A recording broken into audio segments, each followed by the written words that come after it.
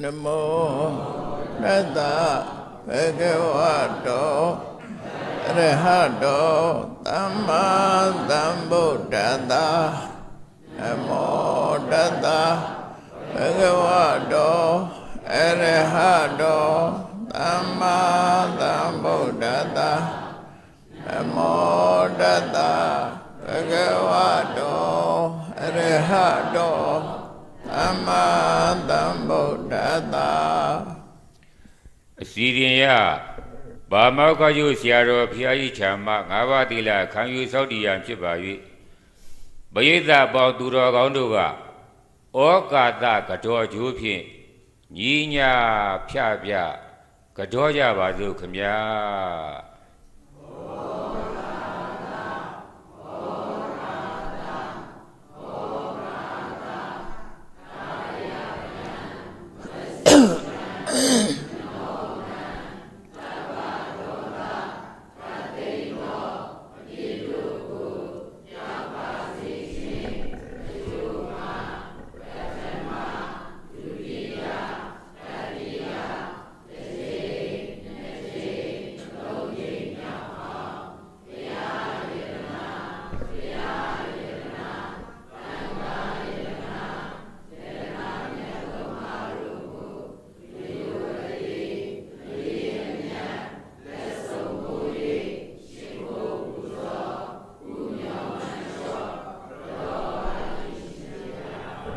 သက်ရှိကြံမှာစိတ်ချမ်းသာ၍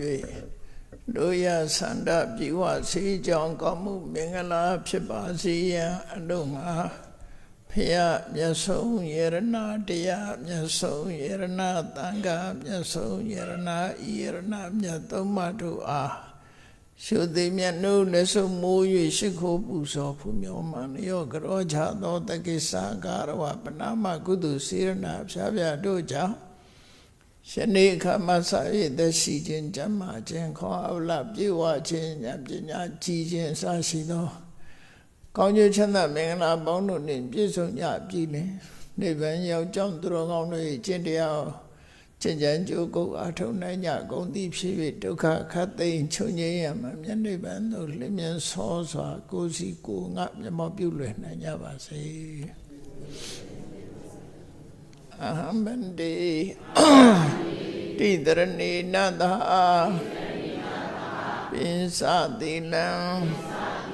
Tamanya Sami Anugan Gadwa Tilandita Mibandi Udiyambi Ahambandi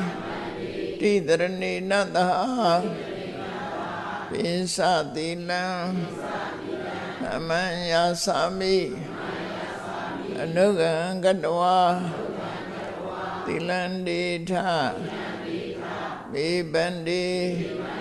Tadiyambi Ahambandi Tidarani Nada Pinsadilam Amanya Sami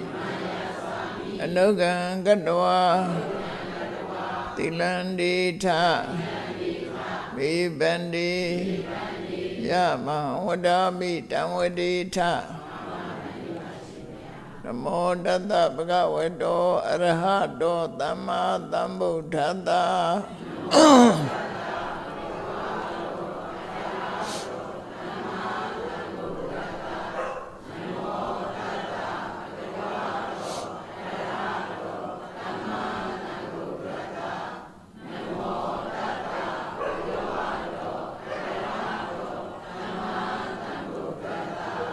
Bodhandaranang Gissami Dhammandaranang Gissami Tangandaranang Gissami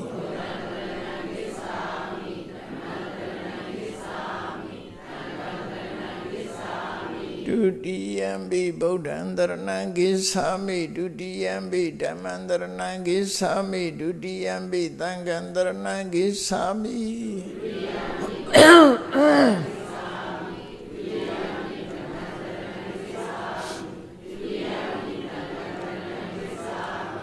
Tatiyampi Buddhaṃ Dharanam Gissāmi Tatiyampi Dhammam Dharanam Gissāmi Tatiyampi Sanghaṃ Dharanam Gissāmi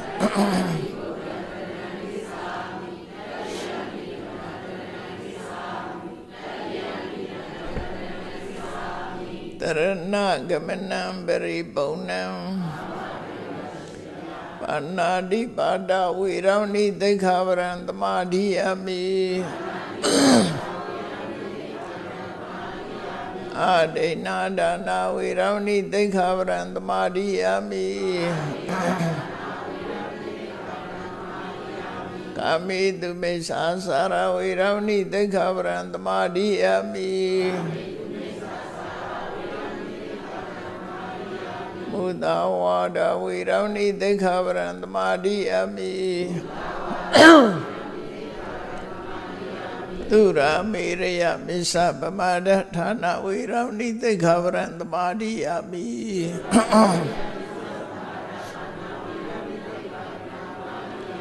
Idamidila Nibbānata Pisayo Hodu Tidarani Nadha Pinsatilan Dhamandarugan Gadwa Apamadi Natambadita Siriya Pediya Romyago Naja Jinjuyan Pipawi Siaro Tangaro Ashindumya Duga Medadu Pediya Romya Yopwa Chimi Pira Muyabaya Yudi Zwa Liauta Abadi Pia Yata Nubawado Yekha Niwa Datindi Bidanam Yami Siva Nuyo Sando Rade Diwa Matandito Tukhan Dodi Dodosa Papan Kesi Nabadadi Kunu Bedam Edandam Banamahe Karaniya Mathakutalena Yanda Tandambara Vidamesa Tego Zusa Duzusa Dueso Sada Mudu Nadimani Tando Tego Sadu Verosa Abba Gezo Sadalahuga Odi Tande Neriyo Sadi Begosa Apagabo Gulido Nanugedo Nasa Goda Basri Kesi Yena Venyo Bre Upawadiyo Tukino Wakemino Hondu Tava Tata Bondu Tuki Tata Shekesi Panabudati Tadawa Tavara Vanavadita Tigava Yiva Mahanda Bisi Maharataka Nuka Tula Deitava Yiva Adita Yiva Dure Vadanti Avidure Buddha Vatambhavi Diva Tava Tata Bondu Tuki Tata Nabaro Branigo Beta Nadi Minyeta Akansi Pyaro Dhanabadiga Tinya Ninya Minyata Duga Mesia Mada Yathaniyam Buddha Mayuta Eka Buddha Manureke Evam Vidava Buddhetu Manetam Bhavaye Abrimana Midin Sadava Lokatame Manetam Bhavaye Abrimana Oda Dosa Diriyesa Atam Badam Avira Matabada Deita Sarani Deno Va Deyano Yavadata Vida Medo Edanda De Deteya Vedam Vyara Veda Mahu Dede Zanu Begama Tila Vadatane Natabano Kamedu Vinaya Geda Nahi Zadu Gavadiyam Punaredi ဣတိပိသောဘဂဝါအရဟံသမ္မာသမ္ဗုဒ္ဓောဝိဇ္ဇာစရဏသမ္ပန္နောသူကတောလောကဝိတုအနုတ္တရောပုရိသဓမ္မသာရတိတထာဒေဝမနုဿာနံဗုဒ္ဓောဘဂဝါသွားခါတောဘဂဝေတဓမ္မောတန္တေတိကောအကာလိကောဧပတိကောဩပတိကောပိစ္ဆတံဝေရိတဘောဝေညုဟိသောပတိပန္နောဘဂဝေတောသာဝကသံဃောဥဇဝတိပန္နောဘဂဝေတောသာဝကသံဃောညာယပတိပန္နောဘဂဝေတောသာဝကသံဃောသာမိစေပတိပန္နောဘဂဝေတောသာဝကသံဃောယတိရံသတ္တာရိပုရိသယုဂာနိအတ္တပုရိသပုဂ္ဂလာဧသဘဂဝေတောသာဝကသံဃောအာဟုနေယောပါဟုနေယောတခိနေယောဣဇတိကရဏီယောအနုတ္တရံဘုံညာခေတံလောကတာဧဝံဗုဒ္ဓံတရံဒါနံဓမ္မံသံဃိသဗိခောဘယံဝါသံမိတတံဝါလောမဟံသောနဟိတတိယန္တုနိမိတံဝမင်္ဂရိသာယောသမနာဘောသကုဏတတတောပါဘေကောဟောတုတုပိနံအကန္တံဗုဒ္ဓ ानु ဘဝေနဝိနာသမင်တုယန္တုနိမိတံဝမင်္ဂရိသာယောသမနာဘောသကုဏတတတောပါဘေကောဟောတုတုပိနံအကန္တံဓမ္မာနုဘဝေနဝိနာသမင်တုယန္တုနိမိတံဝမင်္ဂရိသာယောသမနာဘောသကုဏတတတောပါပေကဟောတုတုပိနံအကန္တံသံဃာနုဘဝေနဝိနာသမင်တုဘဝတုသဗ္ဗမင်္ဂလံရက္ခန္တုသဗ္ဗဒေဝတာသဗ္ဗဗုဒ္ဓ ानु ဘဝေနတရာဒုက္ခိဘဝန္တုတေဘဝတုသဗ္ဗမင်္ဂလံရက္ခန္တုသဗ္ဗဒေဝတာသဗ္ဗဓမ္မာနုဘဝေနတရာဒုက္ခိဘဝန္တုတေဘဝတုသဗ္ဗမင်္ဂလံရက္ခန္တုသဗ္ဗဒေဝတာသဗ္ဗသံဃာနုဘဝေနတရာဒုက္ခိဘဝန္တုတေ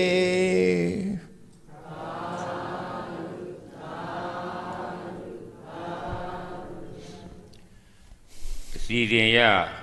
လူပဲဝတ္ထုပစ္စည်းများဆက်ကလှူဒန်းရန်ဖြစ်ပါတယ်မလှူဒန်းမီယနေ့အလှရှင်အလှမများလှူဒန်းထားသောပစ္စည်းစီရင်ကိုကုသိုလ်ဘာဝနာများပွားများနိုင်ရန်အတွက်ဖတ်ကြားလျောက်ထားခွင့်ပြုတော်မူပါဗျာဆရာတော်ဘုရားအတွက်နဝကာမဝတ္ထုငွေ10သိန်းတိုင်းကဒါနနဝကာမဖန်းစရိတ်9သိန်းဥဓမ္မဝိဇိယနဝကာမအတွက်အလူတော်ငွေ2သိန်းတိကျလူရှင်ဆရာလေးဒေါ်တာရတတ္တိမဥဓမ္မဝိဇိယအားလူတော်ငွေနဝကာမ1သိန်းကြာယဟန်တန်ဃာ20နဲ့အပကြာယဟန်တန်ဃာအပ20ကိုတပါးလည်းရင်1000တုံးဖြင့်၎င်းကျောင်းရှိယဟန်တာမဏေ90တပါးတို့အားခြုံတယ်တစ်ထဲစီဖြင့်၎င်းတိလရင်ဆရာလေး18ပါးတို့အားတပါးလည်းရင်1000ကျပ်နှုံးဖြင့်1000ကျပ်နှုံးနှင့်တိလရှင်တပါးလည်းရင်ခြေခြုံတယ်တစစီကို၎င်းအသီးသီးလူတန်းပူဇော်ကြပါသည်ဗျာဆက်လက်၍အလူရှင်အလူမတို့ကဆရာတော်ဘုရားထံမှာသင်္ကန်းကတ်လူ၍နဝကာမဝုထုငွေများကိုကပ္ပိယကာရကမှတဆင့်လူတန်းပေးပါရာမေတ္တာရက်ခံပန်ကြားအပ်ပါတယ်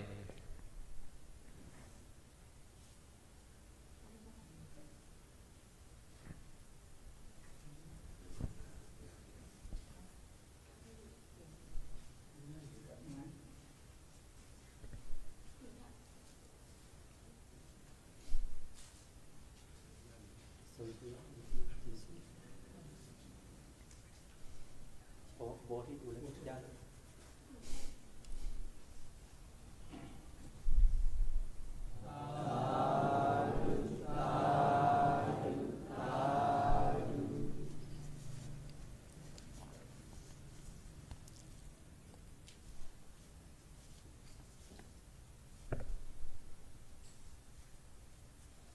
หนูว่ากับยาเป็นนี่แหละลิเซียนเป็นนี่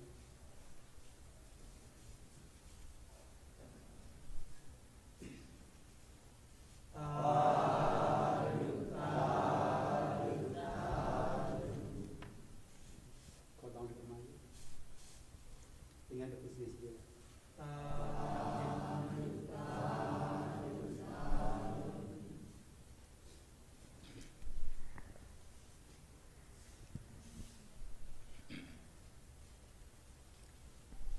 Asiriya Sujindikaya Upa Ukata Mahanayaka တွဲဘက်ရွှေကျင်သာသနာပိုင်ဖြစ်တော်မူသောဗာမောက္ခချုဆရာတော်ဘုရားကြီးကအနုမောဒနာရည်သက်ချတရားတော်များချီးမြှင့်ပေးသနာတော်မူပါရာရိုသေစွာခြေတော်စုံဥခိုက်လျှောက်ချအပ်ပါသည်ဗျာ1382ခုနှစ်ဩဂုတ်လ9ရက်2019ခုနှစ်ဩဂုတ်လ9ရက်ဗုဒ္ဓဟူးနေ့မန္တလေးတိုင်းဒေသကြီးပြည်ဦးလွင်ခရိုင်ပြည်ဦးလွင်မြို့နယ်အောင်ချမ်းသာရွာဓမ္မသာယသာသနာစင်တာဓမ္မရတိမဟာဓမ္မသဘာဓမ္မယုံကျောင်းတော်ကြီးတွင်ဆင်ကျမပြုလို့အပ်သည်နှစ်ဖက်မိခင်များဖြစ်ကြသောတော်ဖားတော်တူတို့အာရည်စု၍နှစ်ဖက်ဖခင်များဖြစ်ကြသောဥလတ်သောတော်ဥတန်ကျောင်းတို့အားအမှုထားလျက်ရှမ်းပြည်နယ်တောင်ကြီးမြို့ရတနာသီရိရပ်ကွက်ဥမောင်မြင့်တော်ဆောင်းဝင်းမိသားစုတို့ဤဆရာလေးတော်မုံညပါကိဤသီလရှင်ဥပွဲအလှတော်မင်္ဂလာနှင့်ကောသောမြို့တော်ခေမေဆိုဤ46နှစ်ပြည့်အမှတ်တရဓမ္မသာယသာသနာစင်တာကျောင်း၌နေဇန်ဆက်ကလှူဒန်းခြင်းအလှတော်မင်္ဂလာအခမ်းအနားအနုမောရဏနှင့်ဩဝါဒတရားကုသိုလ်ကောင်းမှုစုံစည်းပြီးပြုလုပ်ကြတဲ့အခါမှာတန်ဃာတော်ရှင်မြတ်များကိုဆွမ်းဆက်ကလှူဒန်းတယ်မွေးနေ့အမှတ်တရအဖြစ်ဆွမ်းဆက်ကလှူဒန်းတယ်သာသနာတော်တွင်ဝင်ရောက်ပြီးသာသနာတော်ရဲ့ကျင့်စဉ်ကိုကျင့်ကြံကြုတ်ကိုအထုတ်တယ်ဆိုတဲ့ကုသိုလ်ကောင်းမှုအလုပ်တွေကိုပြုလုပ်တာဖြစ်တယ်။ဘာကြောင့်ကုသိုလ်ကောင်းမှုဆိုတာလုပ်ရတယ်လဲဆိုမြတ်စွာဘုရားရဲ့ဒေသနာတော်အရာဒုက္ခပုံညတဥစေယောလို့ဟောတဲ့ဒေသနာတော်အတိုင်းကိုယ့်ရဲ့တဏ္ဍမှာကုသိုလ်ကောင်းမှုတွေစုမိလာခြင်းဟာချမ်းသာဒုက္ခရခြင်းအကြောင်းဖြစ်တယ်လို့ဘာချမ်းသာတွေရနိုင်တာတော့ဆိုရင်ကိုယ့်ရည်ရွယ်ချက်အတိုင်းပဲလူပြည်နတ်ပြည်မှာဖြစ်ရတဲ့လူချမ်းသာနတ်ချမ်းသာကိုလည်းကုသိုလ်ကောင်းမှုကပဲပေးတာပဲဖြစ်တယ်နောက်ဆုံးမြမချမ်းသာကိုလည်းပဲကုသိုလ်ကောင်းမှုကပဲပေးတာပဲဖြစ်တယ်လူနဲ့ဖြစ်မှာတဲ့ပို့ပြီးတော့ချမ်းသာတဲ့တဏှိဒုက္ခလို့ဆိုတဲ့ငြိမ့်တဲ့နိဗ္ဗာန်ချမ်းသာကိုလည်းပဲကုသိုလ်ကပဲပေးတာပဲဖြစ်တယ်အလုံးဟာချမ်းသာဒုက္ခမှန်သမျှကုသိုလ်ရဲ့အကျိုးကြီးပဲလို့မြတ်စွာဘုရားဟောကြားတာကဒုက္ခပုံညတဥစေယောပုံညတကုသိုလ်ကောင်းမှုကိုဥစေယောစုစည်းခြင်းသို့မဟုတ်ပုံညတကုသိုလ်ကောင်းမှုဤဥစေယောမိမိတဏ္ဍမှာစုမိဆောင်မိဖြစ်ခြင်းဟာဒုက္ခချမ်းသာခြင်းချမ်းသာတယ်ဆိုတာအကျိုးကိုပြောလိုက်တာကုသိုလ်တွေရရင်ချမ်းသာမှုရတယ်ဆိုအဲ့ဒီအကျိုးတရားရဲ့အကြောင်းနဲ့ကင်းပြီးမဖြစ်လို့ပုံညတဥစေယောဆိုတာအကြောင်းတရားဒုက္ခဆိုတာအကျိုးတရားဒုက္ခဆိုတဲ့ကောင်းကျိုးချမ်းသာတရားကိုလိုချင်ပုံညဥစေယလို့ပုံညတဥစေယောလို့ဆိုတဲ့ကုသိုလ်ကောင်းမှုစုစည်းရမယ်သို့သောအများစုကဘလို့နားလည်နေတော့ဆိုပိဿများများရှိမှချမ်းသာတယ်လို့ပြောတာကုသိုလ်ရှိလို့ချမ်းသာတယ်လို့သိမသိကြဘူးဒါဘယ်သူမေးဒီတိုင်းပဲဖြေထွက်နေမှာပဲเนาะ လူလောကချမ်းသာတာပဲဟာဒီလူကချမ်းသာတာဘာလို့ချမ်းသာတာတော့ဆိုပတ်စံရှိလို့ပတ်စံရှိတာကိုပဲချမ်းသာတယ်လို့ညင်းကြတော့မယ်အမှန်ကတော့အဓိကထားနေကြမြတ်စွာဘုရားကအဲ့လိုမဟုတ်ဘူးပတ်စံရှိရင်ချမ်းသာတယ်လို့တော့မဟုတ်ဘူးသို့တော့အဋ္ဌိဒုက္ခရှိချမ်းသာမရှိတဲ့လူနဲ့ဆိုင်ရင်တော့ရှိတဲ့လူကချမ်းသာတာမှန်တယ်ရှိလို့ချမ်းသာတာနော်ရှိခြင်းဆိုတာလည်းပဲမရှိခြင်းဆိုတာဖြစ်ပေါ်လာနိုင်တယ်အဲ့ဒါကြတော့ရှိခြင်းသည်ရှိတဲ့အခိုက်မှာချမ်းသာတယ်မရှိတော့ဘူးဆိုရင်မချမ်းသာဘူးဆင်းရဲတယ်ဆိုတဲ့အဓိပ္ပာယ်ရတယ်အဲ့ဒါလို့ရှိပုံချင်းပတ်စံရှိလို့ချမ်းသာတာဆိုတာခိုင်မြဲတဲ့ချမ်းသာဒုက္ခလည်းမဟုတ်ဘူးတကယ်စဉ်းစားကြည့်လို့ရှိရင်ကုသိုလ်ရှိလို့ချမ်းသာတာနဲ့ပတ်စံရှိလို့ချမ်းသာတာကွာခြားတယ်ပေါ့ပတ်စံရှိလို့ချမ်းသာတာသုံးနိုင်တယ်ဆွဲနိုင်တယ်ကိုလိုချင်တာလိုလိုရတယ်လို့ဒီချမ်းသာမျိုးရတယ်ဆိုတာမှန်တယ်သို့တော့အဲ့ဒီပိုက်ဆံအတွက်လူတွေကနေနေညညကြောင်းကြဆိုင်နေရတာဆိုတာကိုချမ်းသာတဲ့ထဲမလားဆိုချမ်းသာဘူးအဲ့ဒါပိုက်ဆံရှိတဲ့လူကရှိလို့ဒီပိုက်ဆံကိုအတွက်ဆွေးရင်တော့ကရောက်နေချတာမရှိတဲ့လူကမရှိလို့ရှိတဲ့လူကရှိလို့လုံးဝချမ်းသာတာလားလို့ဆိုမဟုတ်မရှိတောင်းတရှိချောင်းကြတဲ့သူကချမ်းသာဒုက္ခအစစ်မရနိုင်ဘူးအတော်အသင့်ချမ်းသာတာတော့မှန်တယ်သို့တော့ဒီငွေကြေးတနာပေးတဲ့ချမ်းသာဒုက္ခသည်တောကတွေစိုးရင်စိတ်တွေတန်တရားစိတ်တွေနဲ့ပဲဒီငွေကြေးပေါ်မှာစိတ်မချရမှုတွေနဲ့ပဲတွားပြီးတော့ဖြစ်စီမှုနဲ့ကြုံပြီဆိုလို့ရှိရင်တော့ဒုက္ခကိုဖြစ်စေတာဖြစ်တယ်။ပစ္စံကြောင့်ဒုက္ခရောက်တယ်။အဲ့တော့မြတ်စွာဘုရားဟောတဲ့အတိုင်းပဲမှန်ကန်တာကတော့ဒုက္ခပုံညတဥစ္စေယကုသိုလ်ကောင်းမှုစုစည်းမှုတာမှတကယ်ချမ်းသာလို့သူတို့ပြောအောင်။ဒါကတော့အစစ်မှကုသိုလ်ကောင်းမှုရှိနေပြီဆိုရင်ဘယ်နည်းနဲ့မှကုသိုလ်ကံကိုအကြောင်းပြုပြီးတော့တောကဖြစ်ရတယ်လို့မရှိဘူး။ဟုတ်ကိုလှုပ်ထားတဲ့ကုသိုလ်ကောင်းမှုအတွက်တောကဖြစ်ရတယ်ဆိုတာမရှိဘူးကုသိုလ်ကလည်းပဲလူရဲ့တောကကိုဖြစ်စေတာမရှိဘူးနောက်ဆုံးမှာပုံညာဆိုတဲ့ကုသိုလ်ကောင်းမှုဟာအဆင့်လိုက်သွားတာပဲဖြစ်တယ်ဒါနဆိုတာရှိတယ်သီလဆိုတာရှိတယ်ဘာဝနာဆိုတာရှိတယ်ဒါနဆိုတာခုရှိတဲ့ပစ္စည်းဥထုကိုအတိုင်းတာတစ်ခုရစွန့်နေပေးတဲ့ကံနဲ့လှူဒန်းတဲ့ဒါနစွန့်နိုင်မှုဆိုတဲ့ရှင်တဲ့ကစေတနာတထာစွမ်းအားတွေဟာမစ္စရိယဆိုတဲ့အညစ်အကြေးလောဘဆိုတဲ့အညစ်အကြေးကိုတွန်းလိုက်ပြီးတော့ပွင့်လင်းတဲ့ထက်သန်တဲ့တထာစေတနာတွေကဒါနကုသိုလ်ကိုဖြစ်ပေါ်စေတယ်သီလဆိုတာကြတော့ကာယကံနဲ့ပတ်သက်လာတဲ့မှားယွင်းချွတ်ချော်မှုဝစီကံနဲ့ပတ်သက်လာတဲ့မှားယွင်းချွတ်ချော်မှုဆိုလိုတာကနှုတ်ကိုစောင့်စည်းမယ်ကိုယ်ကိုစောင့်စည်းမယ်နှုတ်ရှိလို့ပြောချင်တာမပြောဘူးပါးစပ်နဲ့ပြောချင်တာမပြောဘူးကိုယ်ရှိလို့လုပ်ချင်တာမလုပ်ဘူးကာယကံမျိုးဝစီကံမျိုးဒီအကုသိုလ်ဖြစ်မဲ့ကာယကံဝစီကံနှမျိုးကိုထိမ့်သိမ့်လိုက်တယ်စိတ်ကိုထိမ့်နိုင်ပြီလားဆိုစိတ်တော့မထိမ့်နိုင်သေးဘူးသီလကကာယကံနဲ့ဝစီကံနှစ်ခုထိမ့်လိုက်ခြင်းအပြင်ရှင်တဲ့ကုသိုလ်တွေဟာအများကြီးစုမိဖြစ်သွားတယ်ဒါနကြောင့်စုတဲ့ကုသိုလ်ကတစ်မျိုးသီလရှိလိုက်လို့စုမိသွားတဲ့ကုသိုလ်ကတစ်မျိုးအဲ့ဒီသီလရှိဖို့ရအတွက်ဘာလို့ရတော့ဆိုဟိရိဥတ္တပလို့ခေါ်တဲ့မကောင်းမှုဒုစရိုက်ကိုရှက်ချင်းကြောက်လန့်ခြင်းဆိုတဲ့ဒီသဘာဝတရားနှစ်ခုယင်ထဲမှာရှိမှကိုကျင့်သီလဆိုတာပြည့်စုံတယ်တဲ့ကိုကျင့်သီလပြည့်စုံမှကိုယ်တဏ္ဍမှာကုသိုလ်တရားတွေတည်နိုင်တယ်ဆိုလိုတာကတရားထုတ်ပဲဆိုလည်းပဲနံပါတ်1သီလရှိဖို့လိုတယ်လို့ဆိုလို့အဲ့ဒီသီလကိုအခြေခံပြီးလုပ်တဲ့ကုသိုလ်ကြတော့ဘာဝနာကုသိုလ်ဘာဝနာဆိုတာရှင်ထဲမှာတတိတို့ပညာတို့သမာဓိတွေကိုဖြစ်အောင်လုပ်ထားဘာဝနာဖြစ်လာလို့ရှိရင်တိုးပွားအောင်လုပ်ထားဘာဝနာလို့ခေါ်တယ်ဘာဝနာဆိုတာဖြစ်စေခြင်းနဲ့တိုးပွားစေခြင်းလို့အဓိပ္ပာယ်ရတယ်ပတ်စံရှိလာတဲ့လူကပတ်စံကိုတိုးအောင်လုပ်တယ်ပတ်စံမရသေးရင်ရအောင်လုပ်တယ်ရရင်တိုးအောင်လုပ်တယ်အဲ့ဒီသဘောမျိုးပဲ ဘာဝနာဆိုတာကိုယ့်ရင်ထဲမှာတတိမရှိသေးရင်ရှေ့အောင်လုပ်တယ်တမာရီမရှိသေးရင်ရှေ့အောင်လုပ်တယ်ပညာမရှိသေးရင်ရှေ့အောင်လုပ်တယ်စနစ်တကျတတိတို့တမာရီတို့ပညာတို့တိုးတက်လာပြီဆိုတဲ့အခါမှာရှိလာပြီဆိုတဲ့အခါမှာတိုးတက်ကြီးပွားခိုင်မာအောင်တခါဆက်ပြီးတော့လုပ်တယ်ဒါကိုဘာဝနာလို့ခေါ်တယ်အဲ့ဒီဘာဝနာကုသိုလ်ကြတော့အမြင့်ဆုံးဖြစ်သွားပြီပေါ့နော်ဒါကြောင့်မို့ကုသိုလ်ကောင်းမှုဆိုတာ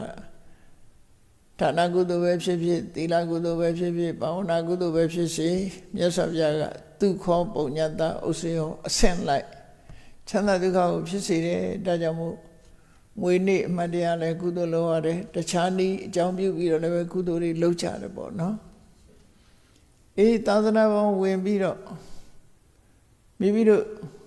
အခွင့်အရေးအားလျော်စွာသာသနာ့နယ်ဝင်သီလရှင်လုပ်တယ်သို့မဟုတ်အမျိုးသားတွေဆိုလို့ရှိရင်ရှင်သာမဏေဝတ်တယ်ယဟန်ခံတယ်အဲ့လိုယဟန်ခံခြင်းရှင်ပြုခြင်းသီလရှင်ဝတ်ခြင်းဆိုတာဘာလောက်တာလဲလို့အဓိကပေးလိုက်မယ်ဆိုရင်မမြင့်မြတ်တဲ့အလုပ်ကိုစွန့်ပယ်ပြီးတော့မြင့်မြတ်တဲ့အလုပ်ကိုလုပ်ခိုင်းခြင်းပဲဖြစ်တယ်ဒါကြောင့်မို့လို့ဗြဟ္မစာရီလို့ခေါ်တယ်ဗြဟ္မစာရီဆိုတာမြတ်သောအကျင့်ကိုကျင့်တာမြတ်သောအကျင့်ကိုကျင့်မှလူဟာမြင့်မြတ်တဲ့ပုဂ္ဂိုလ်ဖြစ်တယ်ဒါဖြင့်မြတ်သောအကျင့်ရဲ့အစကဘာလို့လဲလို့ဆိုရင်သီလံသာသနာတအာဒီလို့ဆိုတဲ့မြတ်စွာဘုရားသာသနာတော်မှာစတာသီလကပဲစရမယ်တကယ်ကျင့်စဉ်တစ်ခုကျင့်မယ်ဆိုရင်သီလကပဲစရတာဖြစ်တယ်ဒါကြောင့်မို့ယဟန်ခံတယ်ဆိုတာလေသီလကိုခံယူခြင်းဖြစ်တယ်သီလရှင်ဝတ်တယ်ဆိုတာလေသီလကိုခံယူခြင်းပဲဖြစ်တယ်ဥပုသ်ဆောင်တယ်ခုနကကုသိုလ်ကောင်းမှုလောက်ခဏိမှာအာဝသီလခံယူလိုက်တယ်သီလဟာအရေးကြီးလို့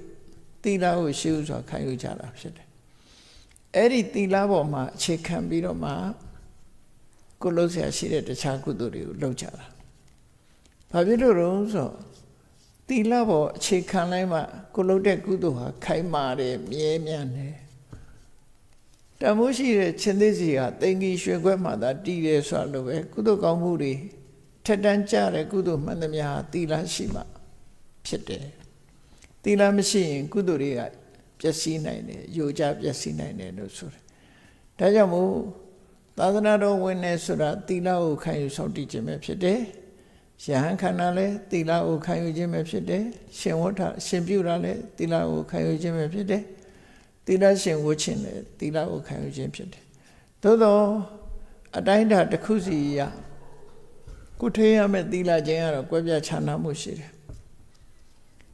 သီလရှင်ဘုရားလုပ်တဲ့ပုဂ္ဂိုလ်ကရာသက်ပံ7ပါးသီလဆိုတာခံယူလိုက်တယ်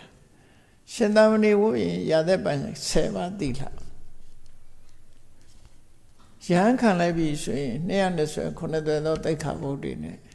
ခရီး9ကြောင့်9,000ကျော်ဆိုတဲ့မြတ်စွာဘုရားပြည့်ညတ်တဲ့သိက္ခာပုဒ်တွေချွင်းချက်မရှိလောကမှာကာယကံဝစီကံထိမ့်သိမ့်တဲ့ဤတွေချွင်းချက်မရှိအပြည့်စုံခံယူလိုက်တာပဲဖြစ်တယ်ပေါ့သီလဟာအတ္တမအရေးကြီးလို့နိဗ္ဗာန်ကိုရဖို့ရအတွက်သီလဟာလွန်ရေးကြီးတယ်အရေးကြီးတဲ့အချက်ထဲမှာပါတယ်ပေါ့တော့သီလဟာလွန်ရေးကြီးတာဖြစ်လို့သီလမပါဘဲနဲ့နိဗ္ဗာန်ကိုသွားဖို့ဆိုတာမဖြစ်နိုင်ဘူးပေါ့ဒါကြောင့်မို့မဂ္ဂင်၈ပါးထဲမှာလည်းပဲသမ္မာဝါစာသမ္မာကမ္မန္တသမ္မာအာဇီဝဆိုတာသီလကိုထည့်ထားတာဖြစ်တယ်ဘာဝနာလုပ်တဲ့အခါကျတော့သမ္မာဒိဋ္ဌိသမ္မာသင်္ကပ္ပသမ္မာဝါယာမသမ္မာတတိသမ္မာသမာဓိဆိုတဲ့မဂ္ဂင်၅ပါးနဲ့ပဲလုပ်တာဖြစ်တယ်သို့တော့အခြေခံကသမ္မာဝါစာသမ္မာကမ္မန္တသမ္မာအာဇီဝဆိုတဲ့သီလကိုအခြေခံလိုက်တယ်အဲ့ဒီအခြေခံရောပေါင်းလိုက်တဲ့အခါမှာမဂ္ဂင်၈ပါးမဂ္ဂင်၈ပါးမပါပဲသောတာပန်ဆိုတာမဖြစ်ဘူးသက္ကရာကံဆိုတာမဖြစ်ဘူးအနာဂံအနာဆိုတာမဖြစ်ဘူးအဲ့တော့မြတ်စွာဘုရားရဲ့သာသနာတော်မှာအဓိကသီလပဲလို့ဆိုလို့တယ်သီလအုပ်စုနဲ့ပညာအုပ်စုဒီနှစ်ခုမှာတမာရီကတော့သီလရှိလို့ရှိရင်လည်းတမာရီကဖြစ်လွယ်တယ်ပေါ့ဒါမို့တမာရီကိုခြားကအလေကောင်ကထားလိုက်ပြီးတော့သီလပညာ သီလသမာဓိပညာသိက္ခာ၃ရပ်လို့ခေါ်တယ်ချစ်သိက္ခာဆိုတာချစ်ရမယ်အချစ်တရားကိုပြောတာအဲ့ဒီသိက္ခာ၃ရပ်အချစ်မြတ်ဆိုတဲ့အထက်မှာသီလနဲ့ပညာဟာဘလောက်ရေးကြည့်တယ်ဆိုတာဒီနှစ်ခုတစ်ခုမှမပါလို့မရတဲ့အရာဖြစ်တယ်အပြန်အလှန်သီလနဲ့ပညာဆိုတာအပြန်အလှန်သန့်စင်အောင်ထိန်းကျော်နေတာပဲဖြစ်တယ်ဒါကြောင့်မို့ဆိုထားတဲ့အထက်မှာသီလပရိဒေါဒပညာပညာကိုသီလနဲ့ဆေးကြော်ရတယ်ပညာသီလပရိဒေါဒပညာပညာပရိဒေါဒံသီလပညာကနေသီလကိုဖြူစင်အောင်လုပ်တယ်ဒီတစ်ခုဟာအပြန်အလှန်ထိန်းကျောင်းမှုရှိတယ်ဆိုလို့လူတွေရဲ့အရည်ချင်းဒီနှစ်ခုမှမရှိဘူးဆိုလို့ရှိရင်ဒီနိဗ္ဗာန်ရောက်ဖို့အကျင့်တရားဟာအောင်မြင်မှုမရှိနိုင်ဘူးဒါမို့သီလပညာနာဒေါစယံကိုလုပ်တဲ့လုပ်ငန်းအောင်မှုရအတွက်ကအရည်ချင်းနှစ်ရပ်ဟာသီလနဲ့ပညာပဲဖြစ်တယ်တရားထုတ်တာပဲဖြစ်ဖြစ်နော်တခြားလုပ်ပဲလုပ်တာပဲဖြစ်ဖြစ်အတိုင်းအတာတစ်ခုစီရကိုချင်းတရားလည်းကောင်းရမယ်ပညာလည်းရှိရမယ်ကိုချင်းတရားနဲ့ပညာနှစ်ခုပေါင်းစပ်ပြီးလှုပ်လို့ရှိရင်အရာခတ်သိမ်းမှာအောင်မြင်နိုင်တယ်ဘယ်အထိအောင်မြင်နိုင်လို့ဆိုရင်နိဗ္ဗာန်ထိအောင်ရောက်နိုင်တယ်လို့သူတို့ဆိုတာနော်သီလပရိဒေါဒပညာပညာဆိုတာသီလနဲ့စေကြောဆိုလိုတာကပညာတောက်ပြောင်မှုအတွက်ကိုချင်းသီလရှိဖို့လိုအပ်တယ်လို့ပြောတာကိုချင်းသီလမရှိလို့ရှိရင်ကိုရှိတဲ့ပညာအယောင်တောက်မှာမဟုတ်ဘူးအယောင်မတောက်နိုင်ပညာအယောင်မတောက်ရင်နိဗ္ဗာန်ကိုနိဗ္ဗာန်ရဲ့အတားအဆီးဖြစ်တဲ့ကိလေသာတွေကိုပညာနဲ့ဖယ်ရမှာဆိုတော့အယောင်မတောက်တဲ့ပညာကကိလေသာတွေကိုမဖယ်နိုင်ဘူးအစွမ်းမထက်တဲ့ပညာကကိလေသာကိုမဖယ်နိုင်ဘူးမဖယ်နိုင်ရင်နိဗ္ဗာန်ကိုမမြင်နိုင်ဘူးလို့ပြောတာနော်အဲ့တော့ပညာအယောင်တောက်ဖို့အတွက်သီလအမှန်တမ်းအရေးကြီးတယ်လို့ဆိုတယ်ဒါဖြင့်သီလခိုင်မာဖို့ကြတော့ရောဆိုတဲ့အခါသီလခိုင်မာဖို့ရကြတော့လည်းပဲပညာပရိဒေါဒံသီလသီလကိုတကယ်ကိုစင်ကြယ်ပြီးတော့ပညာကိုအထောက်အကူပြုနိုင်တော့အင်အားကောင်းတဲ့သီလမျိုးဖြစ်ဖို့ကြတော့ပညာနဲ့ပြန်ပြီးတော့ထိန်းချောင်းဖြူစင်စေရမှာဖြစ်တယ်သီလပညာနှစ်ခုကိုအခုလိုချိတ်ဆက်ပေးထားတာနော်ချိတ်ဆက်ပေးထားတာအဲ့ဒါမြတ်စွာဘုရားဟောထားတဲ့တရားတွေမှာဒါအရေးကြီးဆုံးနှစ်ခုသူတို့ပြောအရေးကြီးတာတွေကတော့အများကြီးပေါ့အချုပ်ပြောလိုက်မယ်ဆိုရင်အရေးကြီးဆုံးကဒီနှစ်ခုပဲလို့ဆိုလို့သီလပါလိုက်တဲ့ဖြင့်တမာတိဖြစ်ဖို့ရလွယ်သွားတယ်ဘာကြောင့်လွယ်တာတုံးလို့ပြောမယ်ဆိုရင်ကြည့်သီလံအဝိပတိတာရယသီလရှိလိုက်တာနဲ့တပြိုင်နက်အော်တိုမက်တစ်ဖြစ်လာမှာပါတော့ဆိုရင်ကိုချင်းသီလရှိတဲ့လူဟာကိုယ့်ကိုပြန်စဉ်းစားလိုက်တိုင်းကြည်နူးရတယ်ဟောဘယ်တော့မှငါသီလတွေစောင့်တာမှားတယ်လို့ပြန်ပြီးတော့ဝိပတိတာရဆိုတဲ့နှလုံးမသားမရမှုမဖြစ်ဘူးစိတ်ကြည်နူးတယ်ကိုစောင့်ခဲ့တဲ့သီလအတွက်သီလံဝိပတိတာရအဝိပတိတာရရအဲ့ဒီစိတ်နှလုံးကြည်နူးမှုဟာဘာလို့ဖြစ်စေတော့အဝိပတိတာရောပါမောဇ္ဇထာယဝမ်းမြောက်တယ်နှလုံးမသားမရမဖြစ်ဘူးဆိုစိတ်ထဲမှာဝမ်းမြောက်တယ်ဝမ်းမြောက်မှုကဘာကိုဖြစ်စေတော့ဆိုပါမောဇ္ဇံပိတ္ထာယပါမောဇ္ဇဆိုရယ်ဝမ်းမြောက်မှုကပိတိလို့ဆိုရယ်နှစ်ချိုက်ရှင်လန်းမှုကိုဖြစ်စေတယ်ဒါရင်ပိတိကဘာကိုဖြစ်စေတာတော့ပိတိပတ္တတထာယစိတ်ထဲမှာပိတိဖြစ်နေလို့ရင်ကိုယ်လည်းငြိမ်းချမ်းတယ်စိတ်လည်းငြိမ်းချမ်းကိုယ်ရောစိတ်ရောငြိမ်းချမ်းပြီဆိုရင်ဘာဖြစ်တော့ပတ္တတိသမဒဒုက္ခထာယအေးချမ်းတယ်စိတ်ချမ်းသာတယ်ကိုယ်ချမ်းသာတယ်ဒါပြင်ဒုက္ခပါပြီဒုက္ခိနောစိတ်တံသမာဓိယတိစိတ်ချမ်းသာကိုယ်ချမ်းသာရှိရင်သမာဓိဆိုတာရလာတယ်ဒါသီလကဆက်နွယ်လာတဲ့အဓိပ္ပာယ်ကိုပြောတာသီလရှိပြီဆိုရင်အဲ့ဒီလိုအကျိုးတွေဟာတစ်ခုပြီးတစ်ခုဆက်လာသမာဓိရှိပြီဆိုရင်ဘာဖြစ်တော့ဆိုသမာဓိတောယထာဘုဒ္ဓံသာနာတိပတ္တိသမာဓိယထာဘုဒ္ဓညာနာထတနာထာယအမှန်ကန်မြင်တဲ့အသိဉာဏ်ကိုရတယ်ဆိုတော့မြတ်စွာဘုရားဟောကြားထားတဲ့အရည်ချင်းတွေဟာတစ်ခုနဲ့တစ်ခုချိတ်ဆက်ထားတယ်ဒါကြောင့်မို့သီလရှင်ဝတ်တယ်ဆိုတာကိုချင်းသီလတိုးမြင့်ဆောက်တည်ခြင်းပဲဖြစ်တယ်အဲဒီကိုချင်းသီလတိုးမြင့်ဆောက်တည်တဲ့ထဲမှာ အပြမစရိယဆိုတဲ့အောက်တန်းကျတဲ့အလုပ်တစ်ခုလို့ဒီလိုပြောတာပေါ့နော်ဘာကြောင့်အောက်တန်းကျတာတော့ဘာကြောင့်မမြတ်တာတော့ဆိုရင်တန်တရားထဲမှာဒုက္ခပေးနိုင်တဲ့အလုပ်ဖြစ်လို့မမြတ်ဘူးမမမြတ်တဲ့အလုပ်မြတ်စွာဘုရားဟောတဲ့အတိုင်းဟောမယ်ဆိုဟိနောကမ္မောပောထုဇနိကောအနာရိယောနထတံဟိတောဟောဒီလိုဟောတာတမဆက်ကြကာမတုခလူကနုယောဂဆိုတဲ့အကျင့်ဟာကောင်းကောင်းအယုံပေါ်မှာစိတ်ကိုလွတ်ထားပြီးတော့ချမ်းသာဖို့ကြိုးစားတဲ့အလုပ်ဟာသူကဟိနောအောက်တန်းကြတယ်အောက်တန်းကြတယ်ဆိုတော့အောက်တန်းကြတဲ့သရဝါတွေတောင်မှပဲအဲ့ဒီချမ်းသာဒုက္ခမျိုးကိုရနိုင်တယ်ဒီချမ်းသာမျိုးကအောက်တန်းကြတဲ့အကောင်လေးတွေအစားပြီတရိစ္ဆာန်တွေအစားပြီဒီချမ်းသာမျိုးလွယ်တကူရနာအဲ့တော့မွန်မြတ်တဲ့ချမ်းသာမဟုတ်ဘူးအဲ့ချမ်းသာတောင်းဖို့ဟိနောလို့ပြောတာအောက်တန်းကြတယ်ဒါတွေမကဘူးအဲ့ဒီချမ်းသာကိုခံစားနေရင်လူဟာအောက်တန်းကြသွားမယ်အထက်တန်းရောက်တဲ့စိတ်တွေသဘောထားတွေပညာတွေတိုးမလာနိုင်ဘူးအောက်တန်းကြသွားမယ်လို့ဆိုလို့အလုတ်ကလည်းအောက်တန်းကြတယ်အကြီးချင်းကိုလည်းအောက်တန်းကြစေသွားတယ်ဆွဲချနိုင်တယ်ဒါမှမဟုတ်ဟိနောလို့ပြောတာကမ္မောဆိုတာဒါရှောသူရသားတွေရဲ့ဆိုလိုတာကတာမန်လူတွေရဲ့ကိစ္စမျိုးဖြစ်တယ်ပေါ့ဘောထုဇနီကောလူများစုကသဘောကျနေတဲ့အလုပ်သားဖြစ်တယ်အနာရိယောမြင့်မြတ်ဖြူစင်တဲ့ပုဂ္ဂိုလ်တွေကရှောင်နေတဲ့ဒီအလုပ်ကိုဟာအရိယဆိုရယ်မြင့်မြတ်ဖြူစင်တဲ့အဆင့်ကိုရယူလိုက်တာပဲဒါကိုရှောင်လိုက်ခြင်းအပြင်မြင့်မြတ်ဖြူစင်တဲ့အဆင့်ကိုရယူလိုက်တာအဲ့တော့ဒါတွေရှောင်တာဘာကြောင့်တော့ဟုတ်လားမမြင့်မြတ်တော့ဘာဖြစ်လဲဟိနဖြစ်တော့ရောဘာဖြစ်လဲကမ္မဖြစ်တော့ဘာဖြစ်လဲဘောထုဇနိကောဆိုတဲ့အများကြိုက်တဲ့အလုပ်ကရောဘာဖြစ်တော့ဆိုနောက်ဆုံးအချုပ်ကပါတော့ဆိုအနတ္ထတံဟိတောတဲ့ကောင်းကျိုးချမ်းသာမင်းရလိမ့်မယ်လို့မမျှော်လင့်နဲ့ကောင်းကျိုးချမ်းသာမရဘူးတဲ့ဒီကိစ္စအတွက်ကအဲ့ဒါအချုပ်ပဲနော်ကောင်းကျိုးချမ်းသာမပေးနိုင်တဲ့အကျင့်မျိုးကနေရှောင်ရှားပြီးတော့ကောင်းကျိုးချမ်းသာပေးနိုင်တဲ့အကျင့်မျိုးကိုခံယူဆောက်တည်လိုက်ခြင်းကိုပြမစာရီလို့ခေါ်တယ်ဒါအဘိမစရိယဝေရမဏိတိတ်အဲ့တော့သာသနာပေါ်မှာတိလရှင်ဝဋ္ဌပဲဖြစ်ဖြစ်ရှင်ပြုတာပဲဖြစ်ဖြစ်ယဟန်ခန္ဓာပဲဖြစ်ဖြစ်အထီးကအဘိမစရိယလို့ခေါ်တယ်မမြင့်မြတ်တဲ့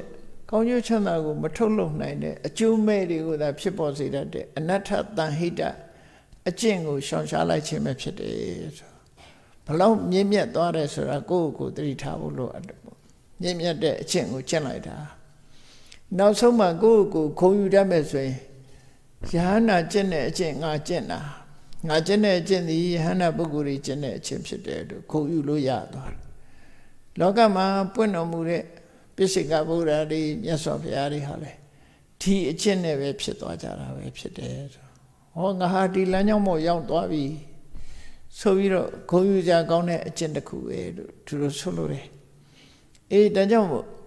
တာမန်အနေထားလေးနဲ့မတွက်ဖက်နဲ့ကိုဘဝကိုလူတိုင်းဟာကိုကျင့်သီလဆောက်တည်လိုက်တဲ့ဆိုလို့ရှိရင်ကိုစိတ်ဓာတ်ကိုမြင့်မြတ်တဲ့ဘက်ကိုညွတ်ကိုင်းထားဖို့လိုအပ်တယ်ဝိသခုဘောဓထတုတ်မှာဆိုရင်မြတ်စွာဘုရားကနီးပေးထားတယ်၈ပါးသီလဆောက်တည်တဲ့အခါမှာတဲ့ဒီသီလနဲ့မင်းရဲ့စိတ်ထဲကအညစ်အကြေးတွေကိုဆေးကြောလို့ရတယ်ကိုယ်တဲ့အဝတ်စားတွေညစ်ပတ်နေလို့ရှိရင်ညစ်ပေးနေတယ်ဆိုလို့ရှိရင်ဆပ်ပြာနဲ့ရေးနဲ့ဆေးကြတယ်နော်ဆပ်ပြာတွေအမျိုးမျိုးထုတ်ကြဖွတ်ကြလျှော်ကြခန္ဓာကိုယ်ညစ်ပတ်နေလို့ရှိရင်ရေမိုးချိုဆပ်ပြာတိုက်ဖိလိမ့်ပြင်ဆင်လုပ်ကြတယ်စိတ်ထဲကညစ်ပတ်နေတာဘာနဲ့လုပ်မလဲကိုယ်စိတ်ထဲမှာတော့နှိုက်ဆေးလို့မှရတော့မှာမဟုတ်တာနော်အဲ့တော့ကိုယ်စိတ်ကိုဘာနဲ့တန်ရှင်းအောင်လုပ်မလို့ဟော၈ပါးသီလကိုစောင့်တည်ပြီးတဲ့အခါမှာစိတ်ကိုတန်ရှင်းအောင်လုပ်တဲ့နည်းကိုမြတ်စွာဘုရားပေးထားတယ်ကိုယ်သီလလေးကိုကိုယ်ဆင်ញင်လိုက်ဥပုသ်ဆောင်တယ်ပဲဖြစ်ဖြစ်ပေါ့ဘာတွေးရမလဲလို့ဆိုရင်ဒီကနေ့ညဒီတရက်တာကာလဟာငါသည်ယဟန္တာတွေကျင့်တဲ့အကျင့်ကိုကျင့်ရပြီစိတ်ထဲမှာဝမ်းသာခြင်းဒါဆေးနေတာပဲ အဲ့လိုမလုပ်ရင်တော့ဆေးနေတာသိပ်မဟုတ်ဘူးဘာလို့လဲဆိုစိတ်ဆိုတာဒီပြဟာတွေရှောက်တွေးနေရင်ဆေးကြောခြင်းကိစ္စမဖြစ်ဘူးလေစောက်တော့စောက်တည်ထားလိုက်တယ်စောက်တည်တဲ့အချိန်လေးတော့ရှိမှာပေါ့သို့တော့ဆေးကြောမှုပုတ်တိုက်မှုအားလုံးသိကြပါတယ်จิตပေနေတဲ့ဖခင်များတွေဆိုဆေးရတယ်မဟုတ်လားဆပ်ပြနဲ့ရေနဲ့ခဏခဏဆေးကြောတုတ်တယ်အဝတ်ဆိုလဲဖို့ရအဲ့လိုဆေးကြောတုတ်တယ်လို့ကိုယ်စိတ်ထဲကအညစ်အကြေးကိုခုနလိုတွေးခဏခဏတွေးပြီးမယ်ဆိုရင်အဲ့ဒီအညစ်အကြေးတွေဟာကင်ဝေးသွားမှာပဲဖြစ်တယ်ပေါ့ဥပုသ်ဆောင်တဲ့နေ့မှာဆိုလို့ရှိရင်ယဟနာပုဂ္ဂိုလ်တွေဟာတစ်သက်လုံးသူများအသက်ကိုမတတ်ကြဘူးငါဟာဒီဥပုသ်ရဲ့အတွင်းလေးမှာဒီဥပုသ်သီလစောင့်တည်ထားတဲ့အတွင်းမှာယဟနာပုဂ္ဂိုလ်တွေကျင့်တဲ့အကျင့်ကိုကျင့်ရပေပြီငါဘဝကံကောင်းလေစွာအဲ့လိုတွေးတာဆေးကြောနေခြင်းပဲဖြစ်တယ်ဝန္တာတယ်ပီတိတွေဖြစ်တယ်အဲ့ဒီအချိန်လေးမှာရင်နဲ့နှလုံးထဲကအညစ်အကြေးတွေထွက်သွားတယ်အရိဏဒါနတွေးအဗျမစရိယတွေးအဲ့ဒါတွေနဲ့သီလတစ်ခုစီတစ်ခုစီတွေးတော့ဆင်ញင်ပြီးတော့ကိုယ့်ရင်ထဲမှာရှိတဲ့အညစ်အကြေးတွေကိုဆေးကြောရမယ်ဒါဆေးကြောနည်းတစ်ခုဘုရားကုံတော်ကိုပွားပြီးတော့ဆေးကြောလို့ရတယ်တရားကုံတော်ပွားပြီးဆေးကြောလို့ရတယ်ဘုရားကိုအာယုံပြုနေတဲ့အချိန်ရင်ထဲမှာလောဘဒေါသဆိုအညစ်အကြေးမရှိဘူးတရားကိုအာယုံပြုနေတယ်သံဃာကိုအာယုံပြုနေတယ်ကိုယ်သီလကိုအာယုံပြုနေတယ်ဟောရှင်ထဲမှာမရှိဘူးဆေးကြောနေတာဖြစ်တယ်အဲ့ဒါလို့သီလတော့စောင့်တည်ပါရဲ့တခါမှပြန်တတိမရဘူးဆိုလို့ရှိရင်ဆေးကြောရမရောက်ဘူးเนาะဒီတိုင်းပြစ်ထားလိုက်ရရောက်တယ်ပြီးတော့ထဲထည့်ထားရင်လည်းပဲအဝတ်ကတဖြည်းဖြည်းရိတ်လာမှာပဲဆေးကြောတာမဟုတ်ဘူးအဲ့ဒါကြောင့်ဆေးကြောနေမှုကြတော့ခဏခဏတွေ့ပြီးပုတ်တိုက်ပေးနေဖို့လိုတယ်စိတ်နဲ့အာယုန်နဲ့ပုတ်တိုက်ပေးနေအဲ့ဒီပုတ်တိုက်မှဝင်လာမှာဖြစ်တယ်အဲ့ဒါကိုပြောတာသီလပရိဒေါဒပညာပရိဒေါဒံသီလံဆိုတာစဉ်းစားပြီးတွေးခေါ်ခြင်းဖြင့်သီလကိုဆေးကြောပါကိုသီလကိုဆေးကြောတာအယောင်တင်ပေးတာသီလကိုပြန်ဆင်ញင်ခြင်းအပြင်လည်းပဲအသိဉာဏ်တွေဟာတိုးတက်လာတာဖြစ်သောကြောင့်သီလပရိဒေါဒပညာကိုလည်းသီလနဲ့ဆေးသီလကိုလည်းပညာနဲ့ဆေးသီလကိုပညာကိုသီလနဲ့အယောင်တင်နော်ပညာကိုသီလနဲ့အယောင်တင်သီလကိုပညာနဲ့အယောင်တင်အပြန်အလှန်ထိန်းချောင်းပြီးတော့အခုလိုနေထိုင်ခြင်းအပြင်ရှင်တဲ့ဟာခိရိတာတွေဟာတဖြည်းဖြည်းလျော့ပါသွားပြီးနောက်ဆုံးမှာဟုတ်ပါပုပ္ပများတော့ဝင်းလက်လာမှာပေါ့အဲ့လိုဝင်းလက်လာတဲ့အဆင့်ရောက်လာပြီဆိုရင်ဗာမြင်ရမှာတော့ကြီးပြားလေးကိုပို့ရင်နံပါတ်1ကိုမျက်နှာကိုမြင်ရပြီအဲ့ဒါလိုပဲသီလနဲ့ပညာပုပ္ပများလာလို့ရှိရင်ဗာမြင်ရမလဲနိဗ္ဗာန်မြင်ရမှာပဲဖြစ်တယ်အနုဆိုရင်တော့မြင်ရအောင်မဟုတ်သေးဘူးလို့အဲ့ဒါမြတ်စွာဘုရားခေါ်ကြတဲ့ဒေသနာတော်ရဲ့သီလပရိဒေါဒပညာပရိဒေါဒသီလဆိုတဲ့စကားတော်အရာသီလပညာနာတော်ဆရာသီလနဲ့ပညာရှင်အလုံးဟာအောင်မြင်နေဆိုတဲ့အကြောင်းအရာကိုမှတ်သားနိုင်ယူပြီးတို့တွေဟာသီလနဲ့ပြည့်စုံကြိုးစားအထောက်မဲ့အသိပညာရအောင်လည်းကြိုးစားအထောက်မဲ့လို့ကိုယ်စီတတိထားပြီးသီလပညာဆိုတဲ့ကုသိုလ်တရားကိုကြိုးစားအထောက်နိုင်ကြပါစေကုန်သတည်း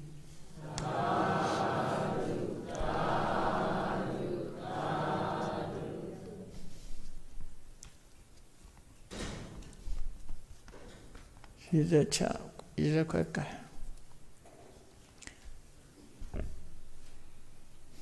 ကဲအလုံးနိုင်ဆုံးရှင်ဖေယဖေယရိတော်တို့သည်မွေးနေ့မှတ်တရကုသိုလ်ဖြစ်စိမ့်သောငါ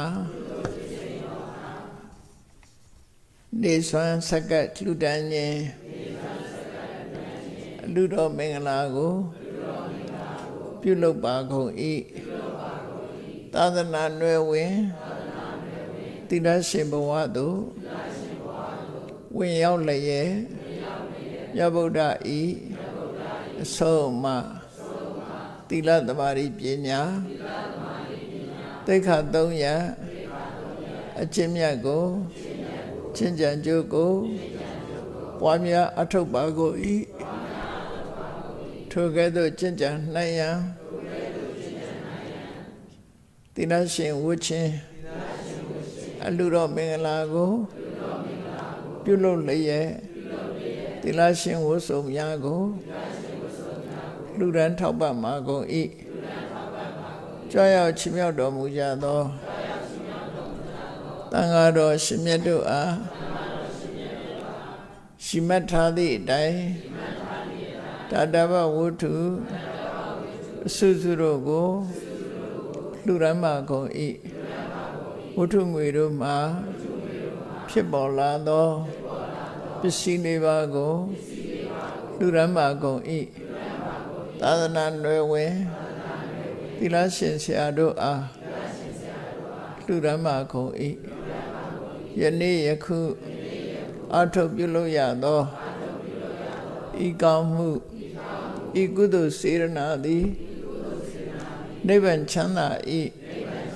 အကြောင်းထောက်ပံ့ဖြစ်ပါစေတည်းဤကောင်းမှုဤအဖို့ဘာကကိုအမိအဖ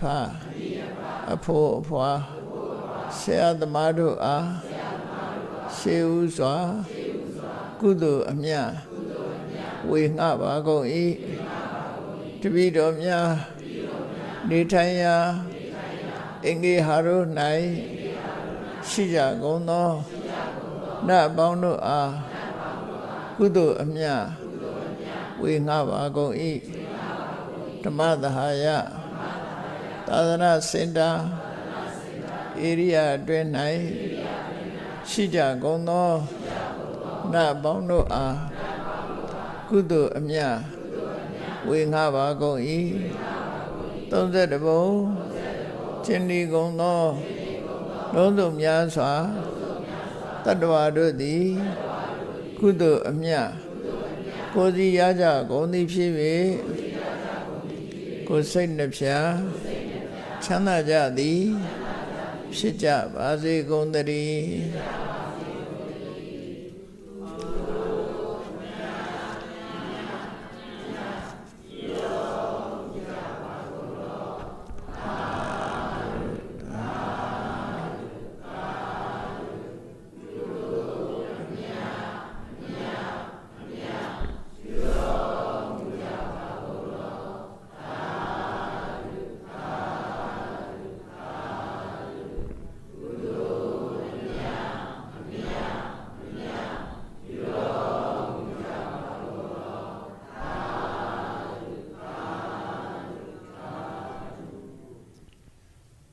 စီရင်ရဆရာလေးဒေါ်ပုံညပါကြီးသီလရှင်ဝပွဲအလှတော်နှင့်ဒေါခင်မေဆို၏မွေးနေ့အထိတ်မှဆွမ်းကပ်ခြင်းအလှတော်မင်္ဂလာအခမ်းအနားကိုတန်ဃာတော်ရှင်သူမြတ်မြတ်နှင့်တကွပရိသတ်ပေါင်းသူတော်ကောင်းတို့ကဗုဒ္ဓသာသနာစိတံတိတတုသုံးကျင်ရွတ်ဆိုဆုတောင်း၍အခမ်းအနားကိုရုပ်သိမ်းပေးတော်မူကြပါရာယုတိစွာလျောက်ထားပါသည်ဘုရားစေရဒိဋ္ဌတုဘုရားစေရဒိဋ္ဌတုဘုရားသာသနာစေရဒိဋ္ဌတု